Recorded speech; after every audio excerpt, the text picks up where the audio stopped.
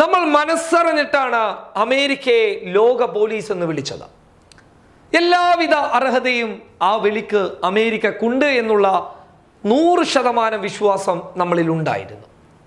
പക്ഷേ നിലവിലെ അമേരിക്കയുടെ സ്ഥിതിഗതികൾ കാണുമ്പോൾ അമേരിക്കക്ക് ലോക പോലീസ് എന്ന വിളിപ്പേര് ചേരുമോ എന്നുള്ളതാണ് ഇപ്പോൾ പരിശോധിക്കുന്നുള്ളത്. അതീവ ഖേദകരമെന്ന് പറയട്ടെ, അമേരിക്കയെ പോലെയുള്ള ആരോഗ്യപരമായി ഒരുപാട് മുന്നിലുള്ള, ഒരുപാട് സംവിധാനങ്ങളുള്ള, ലോകത്തെ ഏറ്റവും ശക്തരായിട്ടുള്ള ആരോഗ്യ വിദഗ്ധരുള്ള അമേരിക്ക കൊറോണയ്ക്ക് മുന്നിൽ തോറ്റു നിൽക്കുകയാണ്, മുട്ടുമടക്കി നിൽക്കുകയാണ്. ഒന്നും ചെയ്യാനാകാതെ നിസ്സഹ്യതയോടുകൂടി ലോകത്തെ നോക്കി നിൽക്കുകയാണ്. ആരെങ്കിലും ഒരാൾ കൊറോണയെ തോൽപ്പിച്ചു കഴിഞ്ഞാൽ അയാളെയും കൂടെ കൂട്ടിയിട്ട് കൊറോണയെ തോൽപ്പിക്കാമെന്ന് കരുതിയിരിക്കുകയാണ്.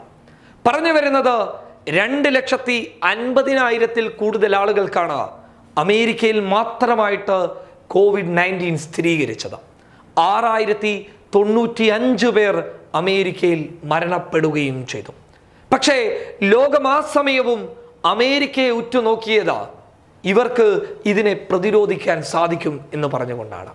പക്ഷേ അമേരിക്കക്ക് സാധിക്കുന്നില്ല.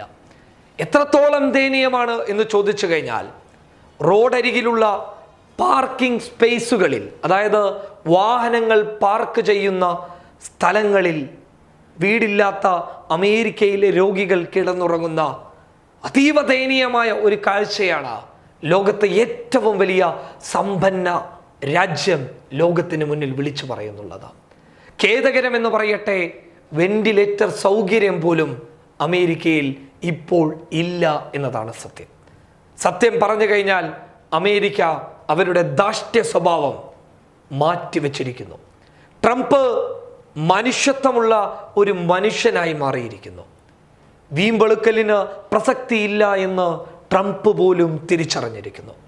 ദിവസേന മരിക്കുന്നത് 100 കണക്കിന് ആളുകൾ, ചില സമയങ്ങളിൽ 1000 ആളുകൾ മരിച്ചു പോകുന്നു.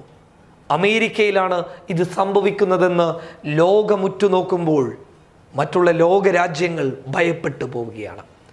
എല്ലാ സൗകര്യങ്ങളുമുള്ള അമേരിക്കയിൽ ഇതാണ് അവസ്ഥയെങ്കിൽ നമ്മുടെ അവസ്ഥ എന്താകും?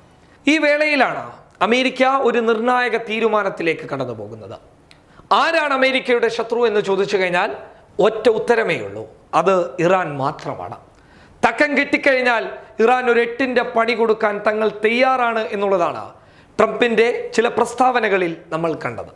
പക്ഷേ നിലവിൽ അതിനല്ല അവർ ശ്രമിക്കുന്നത്, മറിച്ച് ഇറാനുമായിട്ട് ഒരു സൗഹൃദ ബന്ധം സ്ഥാപിക്കാൻ വേണ്ടിയിട്ടാണ്. ഇറാനുമായിട്ട് ഒരു കൈ കൊടുക്കാനാണ് ട്രംപും സംഘവും തീരുമാനിക്കുന്നുള്ളത്. അതാണ് ഞാൻ നേരത്തെ പറഞ്ഞത്, മനുഷ്യത്വം കടന്നു വന്നിരിക്കുന്നു എന്ന്, മനുഷ്യനെ തിരിച്ചറിയാൻ അവർ തുടങ്ങിയിരിക്കുന്നു എന്ന്. അതിൻ്റെ ഭാഗമായിട്ട് ഇറാൻ്റെ മേലിൽ അമേരിക്ക നിലവിൽ വെച്ചിരിക്കുന്ന ഉപരോധങ്ങൾ, അതിൽ ചിലത് ഒഴിവാക്കാനുള്ള തീരുമാനമാണ് നിലവിൽ അമേരിക്കൻ വിദേശകാര്യ സെക്രട്ടറി മൈക്ക് പോംപിയോ എടുത്തിരിക്കുന്നത്. അദ്ദേഹം പറഞ്ഞിരിക്കുന്നത്, ഈ ഘട്ടത്തിൽ ചില ഉപരോധങ്ങൾ ഞങ്ങൾ ഒഴിവാക്കാൻ വേണ്ടി പോവുകയാണ്. മനുഷ്യരെ തിരിച്ചറിയുന്നതിൻ്റെ ഭാഗമായിട്ടാണ് അമേരിക്ക ഇങ്ങനെയൊരു നടപടിയുമായി മുന്നോട്ട് പോകുന്നത്. ഇറാനിലെ പ്രശ്നം കാരണം, അതായത് COVID-19 ബന്ധപ്പെട്ട മരണങ്ങൾ കാരണം അമേരിക്ക ആദ്യഘട്ടത്തിൽ, ആ സമയത്ത് അമേരിക്കയിൽ മരണങ്ങളൊന്നും സംഭവിച്ചിരുന്നില്ലായിരുന്നു. ആ സമയത്ത് ഇറാനെ സഹായിക്കാൻ വേണ്ടിയിട്ട് അമേരിക്ക പറഞ്ഞു, ഞങ്ങളുടെ പക്കലിൽ ഒരുപാട് മരുന്നുണ്ട്, വേണമെങ്കിൽ അത് നിങ്ങൾക്ക് തരാമെന്ന്. അതായത് COVID-19 ഭാഗമായിട്ട് രോഗികൾക്ക് കൊടുക്കുന്ന പലതരത്തിലുള്ള മരുന്നുകൾ. അപ്പോൾ ഇറാൻ പറഞ്ഞ കാര്യം ഇതാണ്, ഞങ്ങൾക്ക് നിങ്ങളുടെ സഹായം വേണ്ട, കാരണം നിങ്ങൾ ഞങ്ങൾക്ക് മേലിൽ ഉപരോധം ഏർപ്പെടുത്തിയ രാജ്യമാണ്. ആദ്യം ആ ഉപരോധം പിൻവലിക്കുക, എന്നിട്ടാകാം നിങ്ങളുടെ മരുന്ന് സ്വീകരിക്കൽ പരിപാടി എന്ന് റൂഹാനി എടുത്ത സ്വരത്തിൽ വിളിച്ചു പറഞ്ഞിരുന്നു.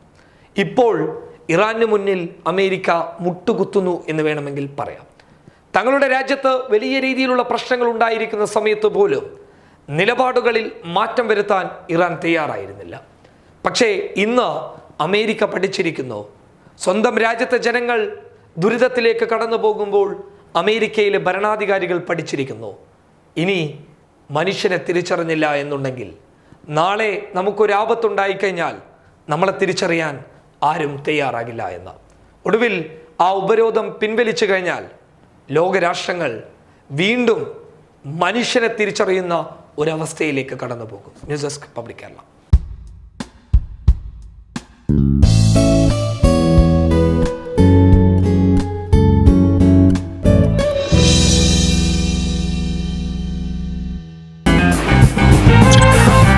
Watch.